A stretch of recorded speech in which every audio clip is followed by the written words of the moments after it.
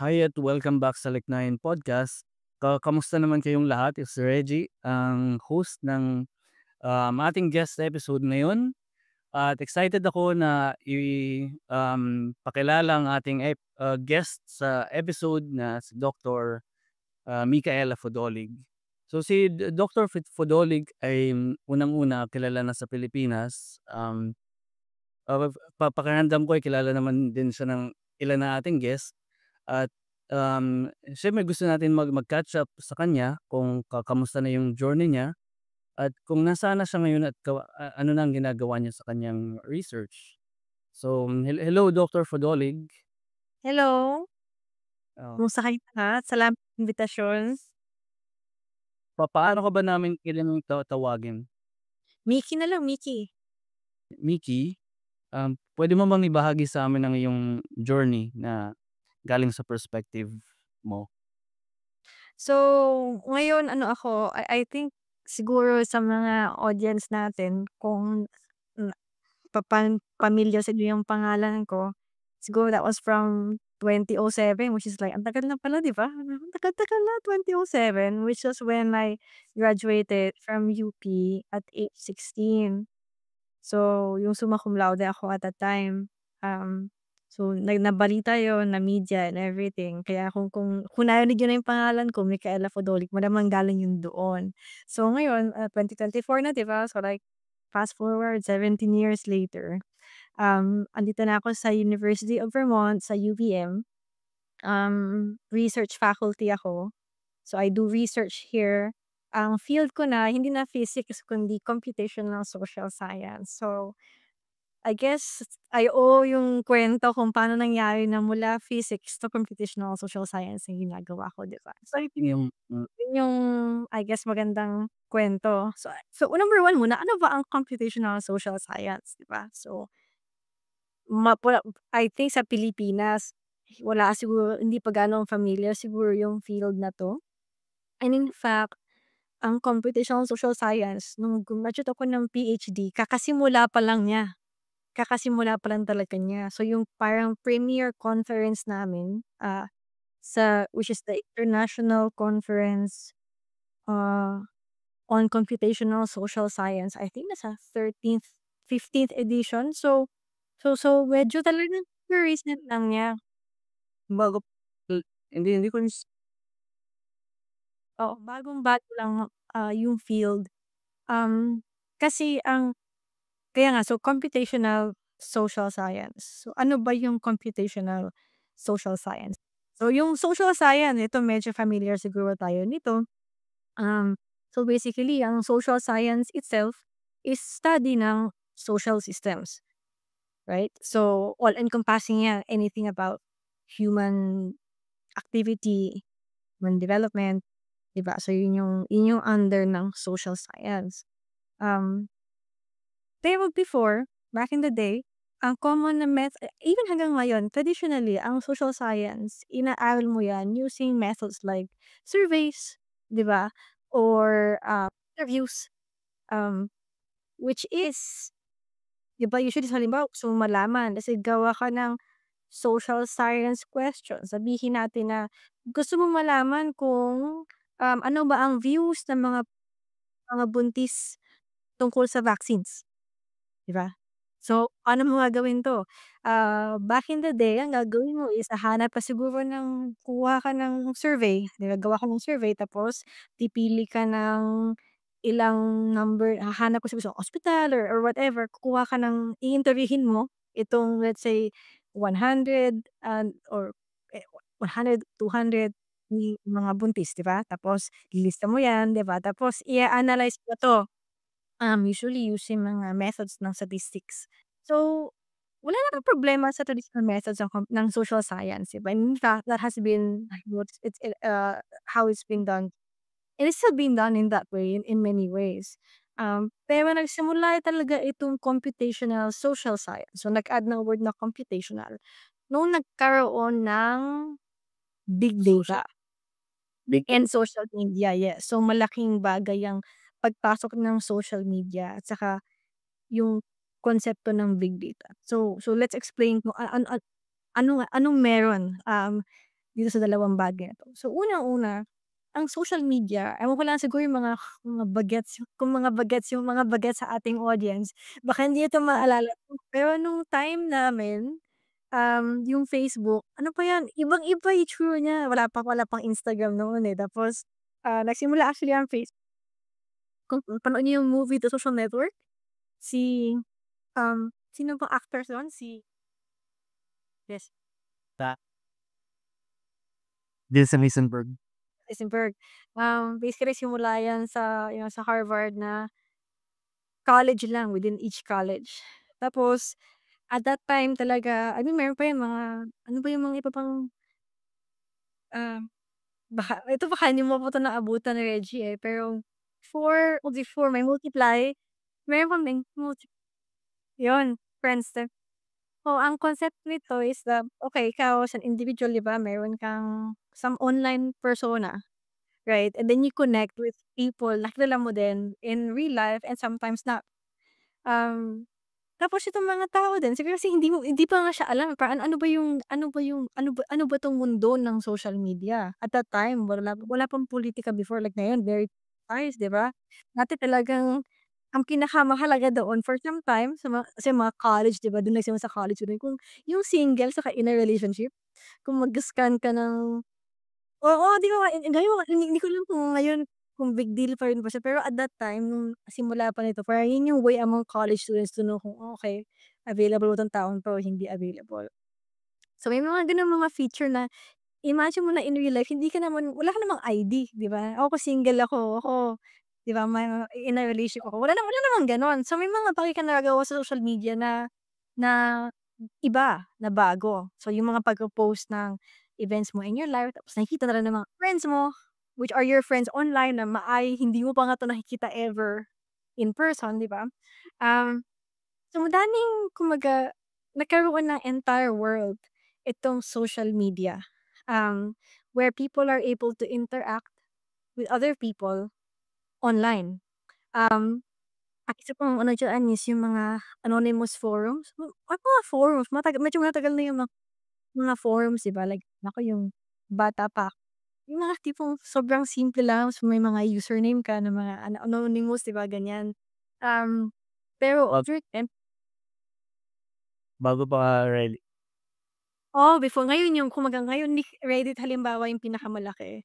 Hindi ko alam sa Pilipinas kung gaano kasikat ang alam ko merong or Philippines na Reddit, pero kumbaga parang gano'n, 'di ba? Matagal ng konsepto 'yan. Pero kaya ko nasabi itong big data kasi nag-improve yung technology such that it is now possible to keep all of this data somewhere, Madali. Hmm. 'di ba? Um, Kumbaga nag-improve so andodo'n na yung meron kang bagong mundo ng social media, right? Which actually also includes Reddit. Technically, it's also social media. Anything that has involves like social interactions. Tapos nagkaroon ka ng technological, advancement which is now kaya mo ng mag-store ng gan'to kalaking information. Kaya mo ng magkaroon ng gan'to karaming user na interacting with each other. And lahat ng interactions mo recorded 'yan. So halimbawa, 'di ba sa Facebook, Instagram, TikTok, I mean meron yang mga likes, 'di ba, comments. So, yung mga interaction na yun, based on kung ano yung mga sinulat mo, ano yung video mo, sino yung mga friends mo, kailan mo sila naging friends, kailan mo sila hindi naging friends, 'di ba? Kailan ka nag-unfriend, nag-block or whatever, lahat yang record mo. And to have that actually for some time I think Facebook had a study yung pagde-delete ng message. So, magta-type ka, tapos nagbago isip mo. So, hindi mo na siya nag-proceed, naka-record yun. So, alam nila kung oo, so yung behavior kumbaga human behavior has been anong tawag captured by Yeah. social media, 'di ba? Ito yung tinatawag nating digital traces. So, kung halimbawa ewan ko lang kumbaga hindi ko na sa ating mga audience ano, pero 'di ba meron kang bagong prospect, 'di ba? So, gagawa ka ng background check. Ano yung ginagawa ng mga nagba-background check? Titingnan yung social media, 'di ba? Ano yung mga pinost niya 10 years ago, yung mga kasi ang digital traces, kasi tinatawag na traces kasi hindi siya yung bagay na alam mo yun, hindi siya yung may mga bagong ginagawa. tapos may parang fossil record kumbaga, 'di ba? Hindi sinungaling. Na-imagine ko yung ilan sa audience ang itatawag sa digital traces ay resibo Oo, resibo 'yan, mga resibo. ang ginagawa dun sa naka-store kung saang database. 'Di ba, kung saan database na malalaki 'tong information na 'to. And Oo, habang naging global halimbawa ang social media, mas nagkakaroon kayo ng ability to generate digital traces, 'di ba? yeah, Um, oo, so yun yung actually yung malaking factor is that nagkaroon ka ng gan'tong advancement, okey? And hindi lang siya sa social media talaga. So, halimbawa let's say sa phones, yung technology ng phones, 'di ba may GPS, Google Maps, 'di ba? Um, recently um reads, oo, sorry? like yung sa locations, Oo, sa locations. So, imagine mo 'to, 'di ba, naka-track yung GPS mo. Everyday halimbawa nag-ano ka sa Google Maps or sa Waze or any location data. So, alam nung app na yon kung anong binabiyahe mo everyday, ng anong oras, saang ruta, ganyan. Iba yung konsepto nga ng Waze, yun yung crowdsourcing, 'di ba, na kung halimbawa, malalaman mo kung gaano ka-traffic sa isang kalsada kung meron kang information ng speed ng mga sasakyan dun sa kalsadang yon. So, habang dumadami yung Waze users, halimbawa sa Metro Manila, 'di ba? Yung information na pinapadala ng kada isang telepono na may Waze, informs Waze kung ano ba yung traffic conditions. Which is, again, social behavior, 'di ba? Saan ba dumadaan ang mga tao? So, um, yung halimbawa sa Grab, yung mga to and from destinations, oo. anong ruta yun, yung, ang tawag nito, yung GrabShare, 'di ba, yung ruta na yun, lahat yan naka-record yan. And kapag meron kang information about, yung halimbawa mobility, 'di ba? Ang lawak pala nung scope na Malaki yung scope ng computational science. yes, naisip ko nga din yun kasama yung halimbawa hindi ko maalala yung pangalan ng apps, eh, kaso kaya mo na i-track kung nasaan yung mga plane routes, air radar ba chineck ko 'to ilang beses, eh, ta's makikita mo lahat ng planes, oo, kung saan sila nagka-clash, kung makikita mo nagpa-pile up sila sa malalaking airport. Yeah. So, imagine mo kung halimbawa meron ka ding passenger information, kung ilan ba yung tao kada airplane na lumilipad, 'di ba? So, may data. So, I guess yung number one, hindi lang ito 100 interviews. We're talking about millions of individuals, 'di ba? From different locations in the world, speaking different languages. Um, madami. So, ako before yung project ko before, nung nasa Korea pa ako sa postdoc, was, mobile phone records. So, yung collaborator ko doon back in the day na wala pang WhatsApp, wala pang Viber, lahat ng tao ang pangtawag nila call and text lang, 'di ba? Hindi ko na nabuta-buta rin back in the day na piso kada text. Walang On top, ngayon iniisip ngayon iba na 'pag Pasko mag-wish ka ng Merry Christmas ng mas maaga kasi magsa-saturate yung networks. So, anyway, ang pinag-aralan ko before was meron silang data ng calls and texts. Hindi yung laman ng text kundi the fact na nag-text ako from this number to this, again yung number hindi talaga siya telephone number kundi direction ng mga meron kang user ID from, user ID to, text ba 'to or call? Kung call siya meron kang call duration saka call time. Tapos meron ka namang information tungkol sa users. So, dahil ano 'to, parang big telecom somewhere in Europe at tapos postpaid. Yung mga users 'to meron silang dahil nga postpaid, meron silang information about their gender and their age. tas So, ano mo oo. So, meron kaming data from 2000 and I think 2000, so pre-WhatsApp age. So, it's a very, kung ang gusto mong aralin is mobile communication, eto na yun, this is mobile communication, 'di ba? And kung gusto mong aralin is communication, it is a good proxy. So, ano ba yung makukuha mo from this information? So, halimbawa, let's say, bigyan kita ng halimbawa nito. Halimbawa, meron kami user 1 na sabihin nating male, 25 years old. Kinuha natin yung mga ibang users na laging either tinatawagan o tine-text nitong 25-year-old male. So, ni-route natin 'yan at nakita natin halimbawa na yung number 1 niyang tine-text, tatawagan ay isang 24-year-old female, halimbawa. Tapos yung pangalawa, sabihin nating 52-year-old female, 'di ba? Ano kaya yung puwede nating i-infer dito? So, siguro unang kita mo yung una is peers, 'di ba? 25-year-old male, 25-year-old female, 'di ba? Yung pangalawa, 25-year-old male, saka 52-year-old female. So, 1 generation older, tama. So, siguro of course wala tayong way to know exactly given this data 'no? Pero malamang yung 52-year-old female ay malamang nanay nung 25-year-old male. Tapos yung 25-year-old female na number 1 siguro is malamang puwedeng girlfriend, puwedeng kapatid, puwedeng best friend, not alam, eh, 'di ba? So, pero peers sila, peers. Situationship mo basa nga, Hindi natin alam, pero alam natin na peers sila in terms of age. So, halimbawa makita mo na ito bang 25-year-old male saka 25 o 24-year-old female, ano ba 'to, mostly text, mostly calls, 'di ba? Tapos yung 25-year-old male saka yung 52-year-old female, mostly calls pa o mostly text? So, siguro halimbawa lang, this is just hypothetical. Malamang yung mga bagets, yung mga bata, malamang siguro calls and text siguro half and half. Pero baka yung nanay, sabihin na natin halimbawa baka puwedeng text lang or puwedeng calls lang. So, puwede mo 'tong gawin for all of these users in your dataset, 'di ba? And then you can get a pattern of halimbawa ang crush mo, ano ba ang difference ng behaviors, ng communication patterns ng peers,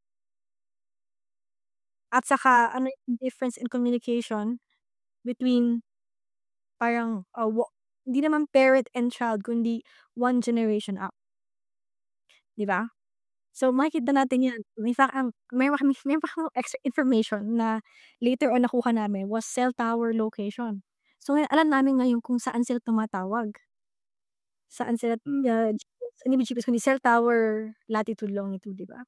So, alam namin halimbawa na itong 25-year-old male ay tumatawag sa kanyang 52-year-old female na baka nanay niya, na nasa ibang lugar. So, ano yung sistema, kumbaga ano yung difference ng ano ba yung effect ng location halimbawa sa communication patterns, or 'pag halimbawa ito si 25-year-old male ay lumipat sa ibang lugar, sa ibang probinsya halimbawa, ano kayang nangyari sa call patterns niya with the 24-year-old female, 'di ba? Makikita mo ba na nawawala na lang bigla? So, or mag lalo ba nag-i-increase yung communication? So, yung mga ganyan, ano ba yung effect ng long distance relationships, 'di ba?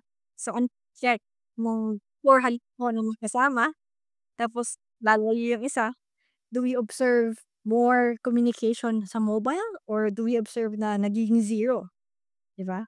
Pero opposite direction, kung magkalayo kayo initially, tapos naging magkalapit, ano nangyari? Kasi puwedeng nawawala, ang mobile communication kasi nagiging in person na siya, kasi may kasama, yeah, 'di ba? ma ito na-record niya, eh. Yan ka ng ano, si 'Yung interaction namin using social media, magkasama na kami. oo, yan, 'di ba? So, sila lang ngayon may GPDR na, GPDR is this sa European Union, meron silang, recent regulations na dapat may access tayo sa data natin.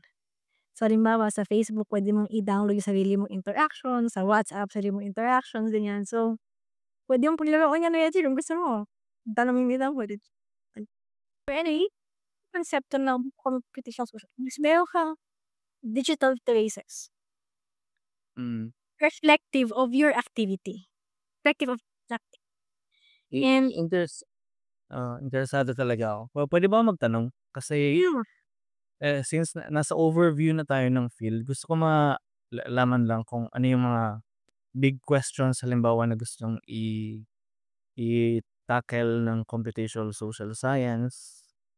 I mean, does it want to find yung kasi sabi mo naman yung gusto niyang i-uncover is patterns ng behavior, using big data, which is available na ngayon dahil sa emergence ng technology nga. More than social media na na-realize ko. So, ano yung big questions there or general patterns ba or halimbawa may big questions ba about specific patterns na hinahanap sa field? Pati ano yung key methods siguro? Okay. Actually, napakarami. So, siguro alam mo yung let's assume natin before nasa Facebook, mga early Facebook age pa tayo. So, yung mga questions is, ano ba ang social networks, 'di ba? Paano ba nagfo-form ang mga social networks? Halimbawa lang 'to, paanong before. Pero over time, dun ko nakita kung gaano kaimportante yung field. If you remember yung Cambridge Analytica scandal, where basically Facebook yun, eh, and then meron silang game or something na 'pag nag-sign up pala ako halimbawa, yung information ng friends ko at yung friends nila ata, eh, kinukuha nung app. Oh, And then yung information na yun, binenta sa unfortunately bad actors who try to influence yung elections, 'di ba? So yun yung issue and that's how you can see kung paano nawe-weaponize ang social behavior. So one thing na malaking deal ngayon halimbawa sa computational social science is yung use halimbawa is number one is polarization. Um, I think it's everywhere in the world talagang kita mo yun halimbawa sa Pilipinas 'di ba, like dati, nung bata pa ako, alam mo medyo ano pa, eh, civil pa, alam mo yun, puwedeng iba yung kandidato na boto mo. polarization ng views, political Yung or views, yes, yes. So halimbawa, sa atin 'di ba like mapapansin mo na is talagang sobrang kung pro this candidate ka or not this candidate talagang walang ano, eh, hindi na before na ito yung binoto mo, ito yung binoto ko, friends pa tayo. Ngayon talagang people cut ties. They stop, they cut friendships over differences in view. sick na nga ngayon 'di ba? Yung naabutan natin sa social media nung emerge pa sa ano, ang pake mo lang is single in relationship, ngayon madami. Oo, ganun. Dati yun ang concern mo kung single ba 'to or in a relationship, 'di ba? Tapos nag-evolve siya into something na, oo nga 'no, na kung alam mo nga yung information halimbawa ako nagpo-post ako, ito yung mga type kong pino-post, ito yung mga nila-like ko. So, siguro halimbawa sabihin natin mga like ko, I don't know, siguro, of a given topic, of a given trend. So, bigyan mo ko ng example Reggie ng ano, something na politically related na theme kumbaga bigyan ko ng isa. Elections? O like views halimbawa sabihin nat ito divorce, ngayon divorce halimbawa lang divorce. Sasabihin nating divorce 'di ba? So halimbawa kung kini-click nila na puro halimbawa ang click nila is mga anti-divorce news articles or blog posts, 'di ba? So malamang dahil nila-like ko sila baka halimbawa yun yung paniniwala ko. So ang gagawin nila is they will bombard me, yung algorithm can bombard me with information to feed me stuff na I may be more receptive to. Halimbawa, so yung sa US malaking issue yan kasi po sa abortion rights halimbawa yung ganyan. Oh, yeah, yeah, exactly. Kanina pa nga rin kanina pa 'tong question na 'to sa utak ko, eh, kasi 'di ba yung computational social science, the way you described it, nag-rely siya sa big data from social media and technology. Kaya so, aware ako sa issue ng tungkol social media, eh, na kapag may particular views ka, is yung makikita mo sa feed mo or sa wall mo is views na, similar views na yun nga sabi mo puwede kang mas maging receptive. So, halimbawa kung yung you're pro of abortion, it's likely na yung makikita mo sa wall mo din or yung views na makikita mo is mga sa six pro-abortion people. So, iniisip ko kung ngayon, if you rely on that data, magiging reliable ba or Hindi iba-bias? more of understanding behavior. Hindi siya more on ang point ako kasi dun ako sa understanding. Pero again, as I said, it can be used by bad actors. So halimbawa lang, sabihin natin na, kung alam mo halimbawa 'to na itong taong 'to, ito yung views niya, align siya with a particular party. Halimbawa, puwede kang mag-insert ng mga fake news, 'di ba? Yeah. Na hindi mo na at some point una akala mo kasama siya sa regular feed. Tapos eventually yun na lang nakikita mo, 'di ba? Ikaw naman just ano, Ito browse ka ng browse, hindi mo chine-check kung saan galing, sinong sumulat, 'di ba? Sino ba 'tong mga taong 'to? So, naniniwala ka dun sa fake news na binibigay sa'yo which causes this polarization nga. So malaking issue yan sa isang big question yan is ano bang how do you combat misinformation and disinformation which is intentional, 'di ba?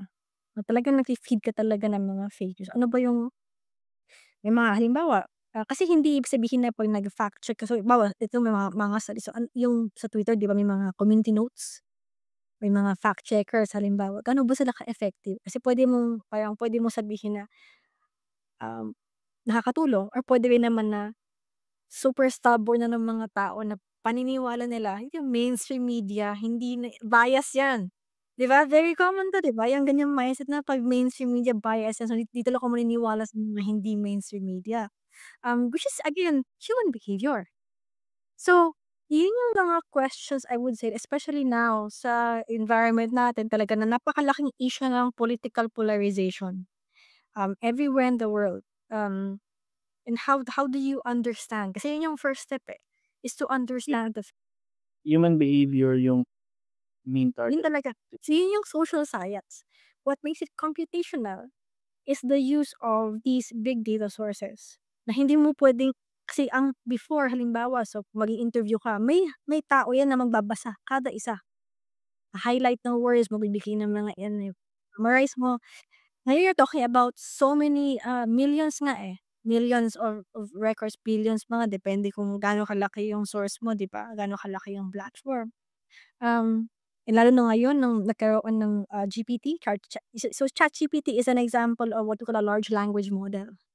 Yeah. It's for like big models, that are trained on big corpora of language. So, if you use ChatGPT, that's exactly what it can do. So you feed information, you feed text, it is trained to understand and generate new words, 'di ba? Which is a great for well, mayroon yung pros and cons of course in terms of ethics. Pero as far as ano yung effect niya on computational social science. So now, halimbawa, before yung mga Reddit posts, halimbawa, or um, blog articles, pwede mong kunin en masse and i-analyze sila using these models. So, lahat to is all done in a computational manner. So, hindi ito yung tipong surveys na alam mo yung talagang may taong na isa-isa yan, titingnan mo yan, yung malalaking source of information na there is no other way to analyze them but through these methods. So, yun ang I would say, some of the aspects of talagang kita mo yung relevance niya in today's world. 'Di ba, yung political, social factors, polarization, misinformation. Pero of course hindi naman lahat gano'n ka-negative or gano'n ka alam mo sa sensitive na topics, 'di ba? Halimbawa, traffic. Simpleng traffic halimbawa, paano mo i-analyze yung traffic sa Pilipinas, which is I guess wala pa akong nakikitang na-meet na tao ever nagsabi sa'kin na hindi problema ang traffic sa Metro Manila. I think tayo, unlike politika na medyo may differences, 'di ba? Lahat tayo I think may consensus tayo na talagang malaking problema 'yan. So, paano mo 'to aaralin? Paano mo aaralin? So, one way is yun na nga yung, GPS records, 'di ba? Or, another way siguro is yung mga remote sensing. So, kung meron kang drones halimbawa or sa satellite images, kita mo yung flow of traffic at any given time, right? So, ito hindi 'to social media, 'di ba? It's just data available, um, from these remote sensing technologies. Real-time data din, 'di ba? Puwedeng real time, puwedeng after the fact. So, ni-record mo then analyze mo siya, ito yung nangyari, 'di ba? Um, Meron din tayo na tipong on the ground na nagbibilang kung ilang sasakyan, may mga counters. So lahat ito, especially as I said, kung large scale, would all fall under this this this field of study called computational social basically, it's just human behavior with computational methods. Yung features na kaya i-capture ngayon ng computational science or yung behavior ba ng large language models kaya ma-frame sa isang computational social science na context in the sense na 'pag in-interview mo siya, would you know if it's man or not? Uy, iniisip ko Actually, lang kanina, oo. yung conference ng last year ang yung International Conference on Computational Social Science or IC2S2 was actually, nag-attend ako sa Philadelphia. And I think half ng projects is about LLMs, which is large language models. So hindi lang ChatGPT, is whole family. So yung um, Llama, which is Meta, Facebook, 'di ba? Meron kang mga ibang small, hindi naman smaller kasi malalaki din sila, pero ito yung mga private companies like Ah, Claude, si Claude. I think they market more towards sa mga software development. Mistral, Gemini sa Google. So madaming mga models 'yan. So, in a nutshell 'tong mga LLMs na 'to, what they're trained on is context. So halimbawa, given this word, ito yung mga words sa paligid niya, ano yung ibig sabihin ng word na 'to? So, going back to your question, actually a lot of studies, halimbawa, ito yung one memorable thing was, 'di ba nagka-survey ka, 'di ba? What if hindi ka na alam mag-survey? Tanong mo na lang halimbawa kay ChatGPT. So halimbawa, sabihin nating, 'to, meron kang isang individual, botante, sabihin natin halimbawa na 65-year-old Filipino, Catholic woman, devout, okey? Ano ba sabihin nating, bigyan mo ka ng isang, I don't know, maybe sabihin nating, grew up halimbawa sabihin na, I don't know, sa somewhere sa Pilipinas halimbawa, bigyan mo 'to ng mga factors. Kalamba, Kalamba. Kalamba halimbawa, sa somewhere na may sabihin natin merong religious na ano, madami sa Pilipinas, eh. So, puwede mong sabihin kay ChatGPT na, "Pretend that you are this kind of person. Sino ang iboboto mong presidente?" Or halimbawa, ay pro or against divorce, 'di ba? May gumawa nito sa conference, and while they find, yes, kasi may biases din sa training kasi kung ano yung malalaman lang niya kung ano yung finid in niya, 'di ba? So, ang is issue niya, imbes na mag-survey ka, mo bang i-predict ang election results by asking a large language model like GPT na, "Okay, pretend you are this person." Halimbawa, ano yung sino boboto mo? Tapos alam mo kung alam mo kung ilan ang botanteng babae na gan'tong edad halimbawa, 'di ba, na gan'to yung religion, halimbawa lang, ito yung views niya. Puwede mong alam mo yun, puwede kang gumawa ng model, your own model kung ano kaya yung result probabilities. So, yun yung halimbawa is isasabi mo na ang question is puwede ba o hindi? So, the result was may bias. So, hindi siya pareho nung actual na survey and actual na result. Oo, Pero, um, may promise, may promise. So, kasi 'di ba effectively 'pag siyempre meron kang eleksyon, 'di ba? Hindi naman lahat ng taong boboto sina-survey mo. Kukuha ka ng sample, 'di ba? So, may entire science to behind yung sampling statistics. Pero it was a new method na tipong itanong mo na lang kay ChatGPT, siya yung ise-survey mo. Tapos ano yung sagot niya. Which is kind of weird kung tutuusin, pero so, point lang is ito yung mga question which are still being answered to this day. oo. Again, siyempre may mga, ah may kampo din 'yan, like tipong halimbawa, gaano ba talaga, how well can you trust the large language models? Kasi lalo na ngayon na closed source na siya. Kaya si GPT, they used to be open source, and then masyado siyang naging powerful, so they made it closed source. So ano ba yung training data? Kasi kung may bias yung training data mo, lalabas yun sa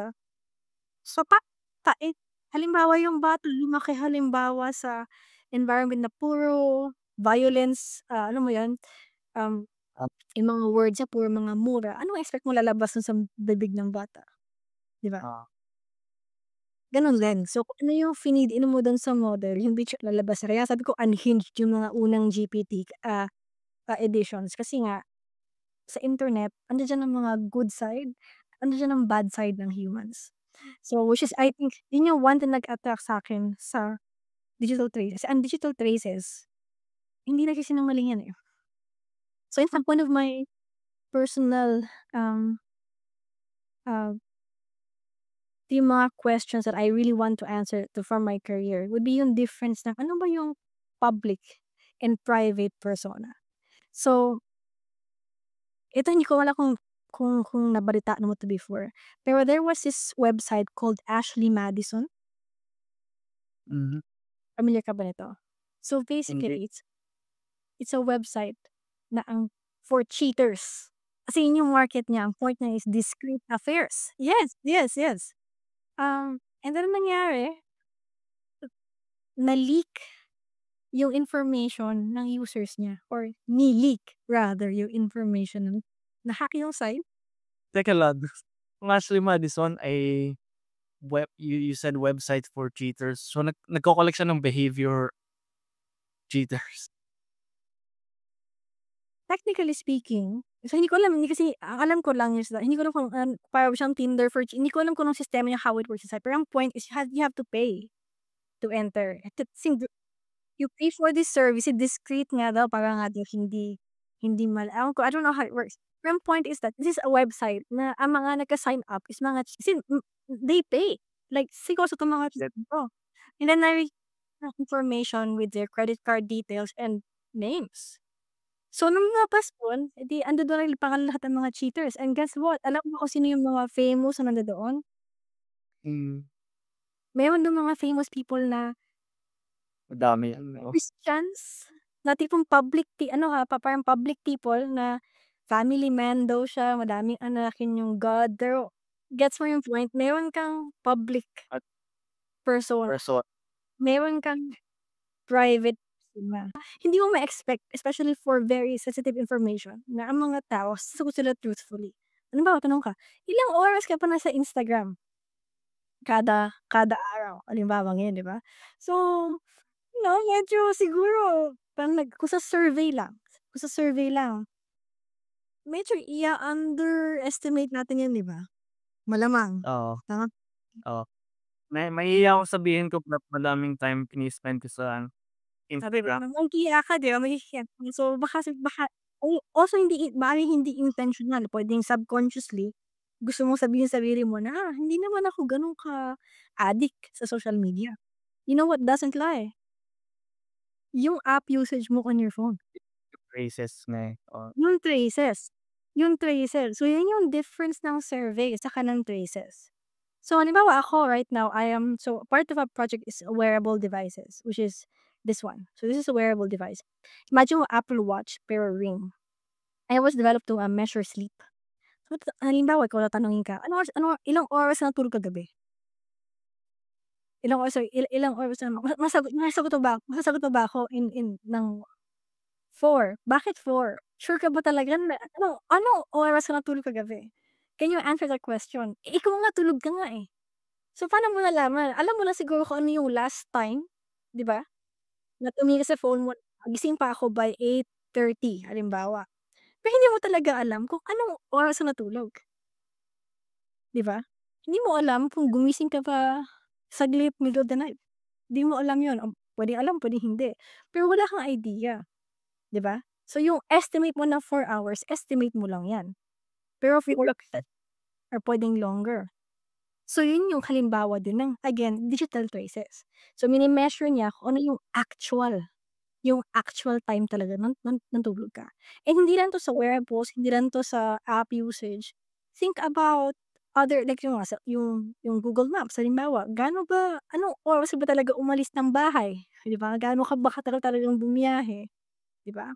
So, yung mga gano'ng so yung paglalakad mo, halimbawa tama, ilang oras of exercise ba do you do in a day? Yan, so magkakaalaman na, 'di ba, kung regular ka ba so ikaw, sa survey puwedeng hindi mo maalala, so yun yung recall bias, hindi mo maalala, puwede rin naman na talagang consciously ka talagang nagsisinungaling sa interviewer, 'di ba? Pero walang ganyang issue with the Sa traces. phrases.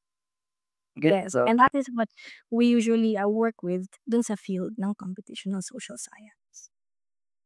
gets na-get yung point mo kanina tungkol sa ano, yung yung personal preference mo relying on phrases then yung social media surveys nga kasi pahiya magsabi ng ano, hours spent on social media. Lalo yung mga ang addictive ng Instagram, eh, na-realize ko, eh. Lalo yung na-discover ko yung reels kasi, kaya na lang ta's ako ng reels na hindi ko malalaman, hindi ako aware na nag-spend ako ng hours, eh.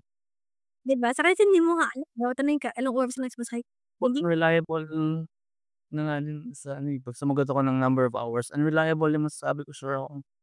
exactly. So, yan ang advantage ng digital traces.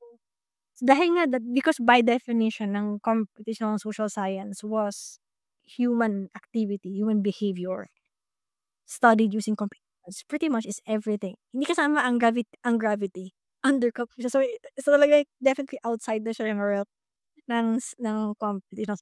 Pero napaka-vast ng field nito. May gusto ko itanong kasi kung yung ginagamit ng computational social science ay statistics, so yung ibig sabihin may mga measures din ng uncertainty yan, pati yung reliance on data especially. So gaano ka accurate or, precise yung nakukuhang predictions niya ngayon? I guess depending on the question, kasi ano yung perspective ko? Malaking depende siyempre sa ano ba yung question mo. Pero ang mas malaking issue kasi you're dealing with more data, 'di ba? And the more data you have, pretty much narrow down your kung sa stats, 'di ba, mas certain yung estimates mo. Pero halimbawa, ang issue is bias talaga. So, sabihin natin na bias. So, sabihin natin halimbawa sa Pilipinas, 'di ba? 'Pag nag-aral ka ng Bias kung ano yung i-feed mo na data and yung yes, exactly. So, halimbawa, nag-aral ka gusto mo halimbawang aralin kung ilang Pilipino ang nag-stay at home nung pandemic. Tapos yung ginamit mong data, halimbawa lang, is Google Maps. Let's say mayroon kang access sa Google Maps. So, tapos from there halimbawa sabi mo, okey karamihan ng Pilipino sa bahay lang nung pandemic, halimbawa lang. Anong problema dun? Unang-una, ang assumption mo, ang nakukuha mo lang data is may taong may telepono na may Google Yeah, Maps, yeah, right?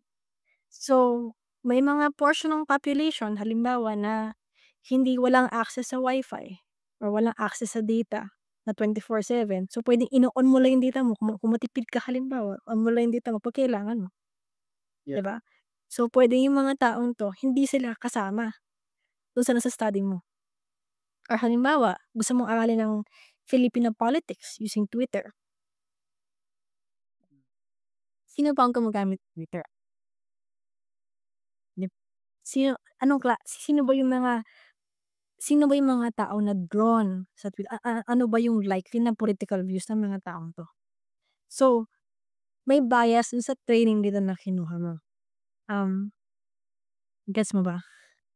Yun nage-gets ko, oo. So yun yung I would say na, ah, because of dahil malaki yung sources mo, you can tolerate, you know, unlike sa surveys talaga na kung 10 tao lang in-interview mo, talagang malaki yung uncertainty niyan, 'di ba? Pero the more people so yun yung basically advantage ng Linkwood.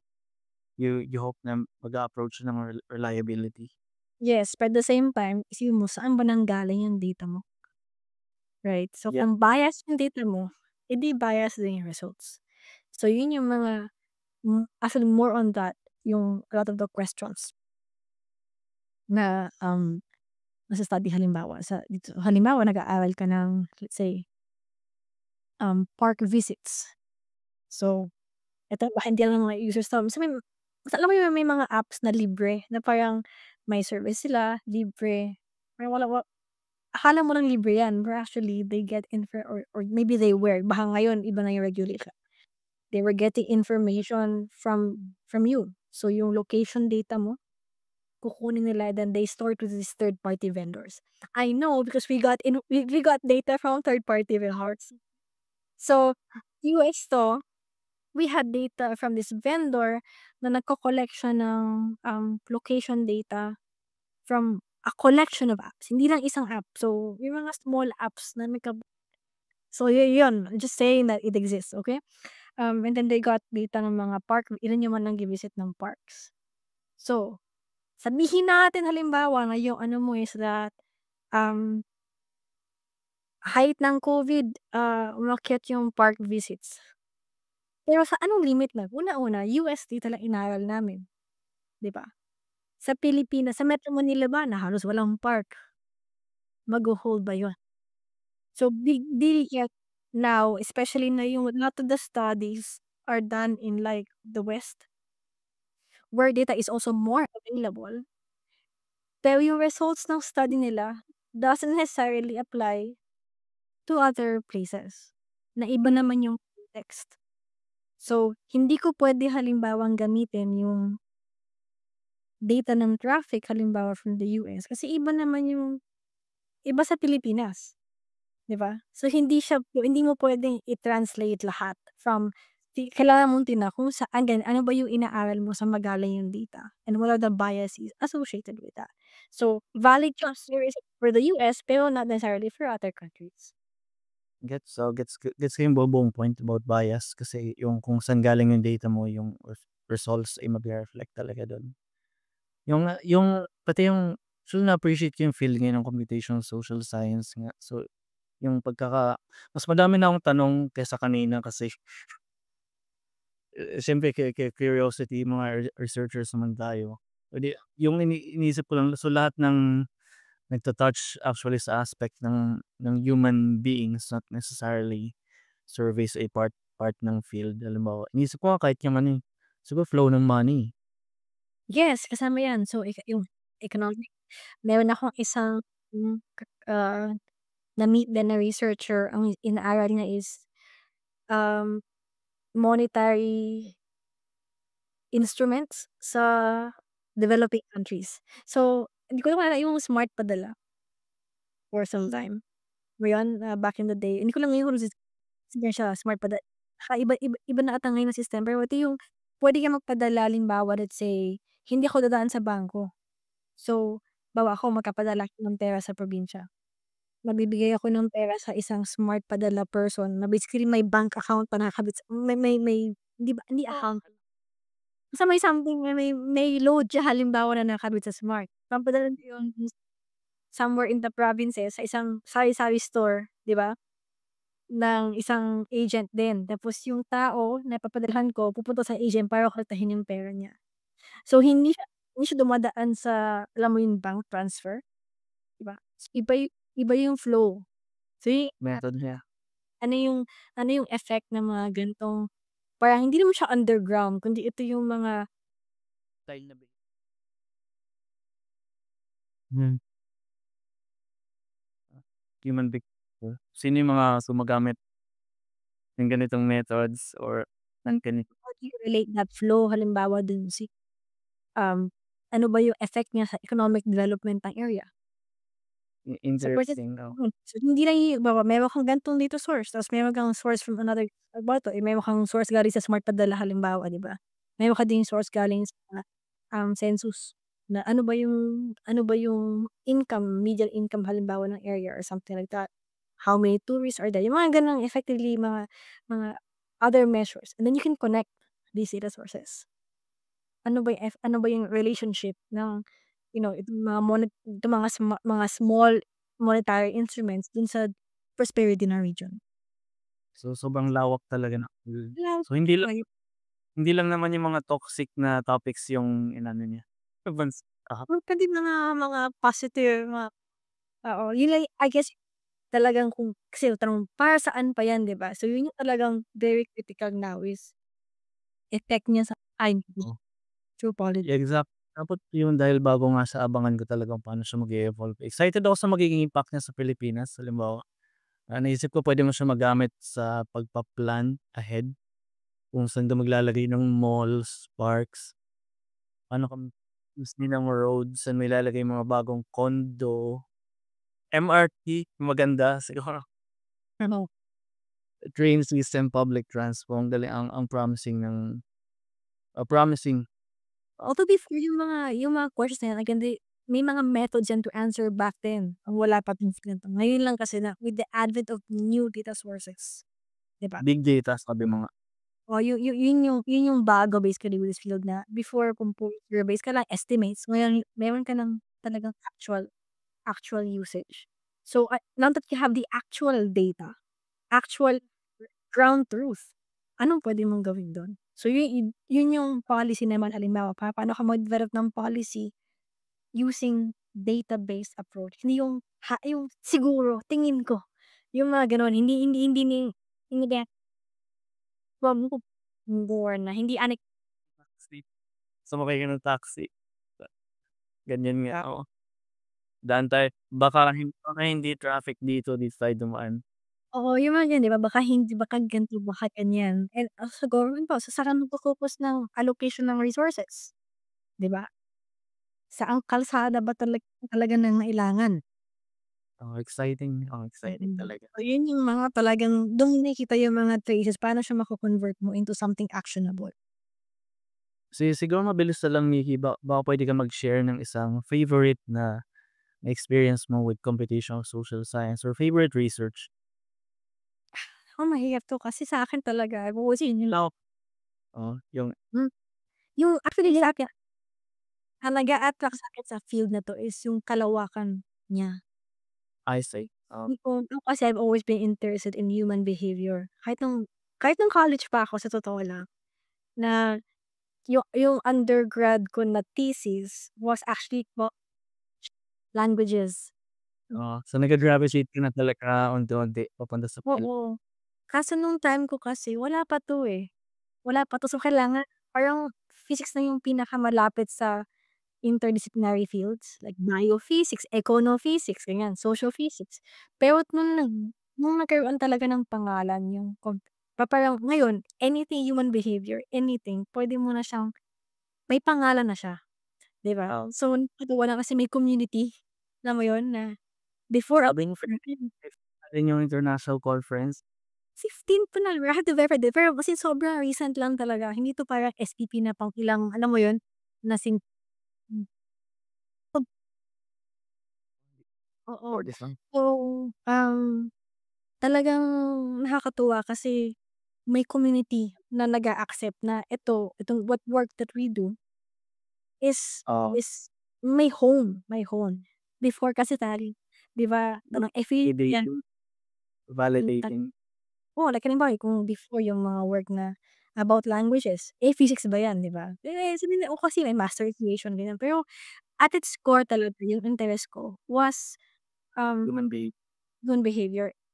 And then dati kailangan lang may physics. So yung dissertation ko sa PhD was about opinion dynamics. So 'di ba may trend 'di ba, may trend. So languages tapos opinions, talagang anything but physics 'di ba? Although yung may case ng opinion dynamics was, voter model. So parang spins up, down, yes, no. Pero alam mo yun parang at that point in my life parang parang may kulang. Kasi kailangan physics, hindi naman physics, eh. Pero at yung point talaga na-realize ko na ang social behavior although puwede siyang maging puwede mo siyang i-study by methods inspired by physics, hindi siya sapat. You have to treat social science as social science. The methods are tools. Hindi 'to tipong ito yung tools, hahanap ka ng social science na puwede mong gamitin yung tools, hindi gano'n. So nung na-discover ko talagang feeling ko talaga na alam mo na nakahanap ako ng research home, na ito talaga yung field na gusto ko. Community na may welcome you. Yes, yes, yes. Sis yun kaya very happy naman ako na na-discover ko 'tong field and I hope na sana sa Pilipinas like I know na now yung mga data science is also like what I also tell people kasi, um, computational social science is not really well known outside of academia. Pero data science, pero ayun, buzzword yun ngayon, 'di ba? So, they are actually related terms. Kasi effectively what we're doing is also data science. Nagkataon lang na yung data na is social science data, pero it's still data. So, um, thankfully ngayon nagde-develop na tayo ang Philippines ng data science, programs, infrastructure, and I'm really excited kung papaano 'to magde-develop over time. Oo. Ako din yung pinapakinggan ko. Pati natutuwa ako na may community na ngayon na may pangalan na nga din siya. So, nawe-welcome yung mga kung may gustong mag-computational social science, hindi na kailangan ipilit yung physics aspect niya. Kasi toxic din yung mga physics, eh, alam naman natin. Oh, 'di ba may bagong yung kay Joffrey, yung bagong Nobel Prize winner, si May mga di pa din nakaka-move on diyan, eh, alam mo. Honestly, it's totoo lang parang paano talaga nakakakamangga talaga, kasi oo, mga issue 'di ba kasi si Geoffrey Hinton hindi naman siya physicist by profession.